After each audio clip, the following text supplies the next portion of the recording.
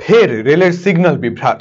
শনিবার Kaliaganj rail station থেকে Radhikapur Siliguri ৭৫-৭০৫ intercity ছাড়া মাত্রই সিগন্যাল সমস্যার কারণে বিবেকানন্দ মোড়ে রেল গেটে দাঁড়িয়ে পড়ে ট্রেনটি। এই ঘটনার জেরে চাঞ্চল্য ছড়ায় যাত্রীদের মধ্যে, ফলে বেশ কিছুক্ষণ ধরে বন্ধ থাকে বিবেকানন্দ মোড়ের রেল গেট। পরে ইন্টারসিটি ট্রেনকে পুনরায় রেল স্টেশনে ফিরিয়ে আনা হয়।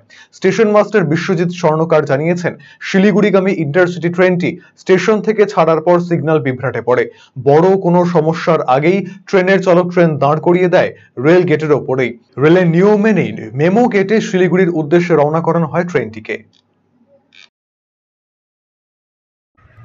সিগন্যাল হঠাৎ ফ্লাই হয়ে যাওয়ার জন্য গাড়ি আমাদের বিবেকানন্দ মোড় গেটে গিয়ে দাঁড়িয়ে যায়।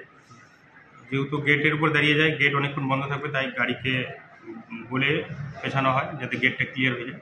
তারপরে যেটা আমাদের প্রসেস থাকে, সেই প্রসেসে গাড়িকে আবার চালানো হয়। তো বিভিন্ন সময় বিভিন্ন জায়গায় সিগন্যাল ফেল, এইখানে হঠাৎ যান্ত্রিক গোলযোগ কখন হবে সেটা আগে থেকে বলা যায় না। যন্ত্র তখন খারাপ হতেই পারে।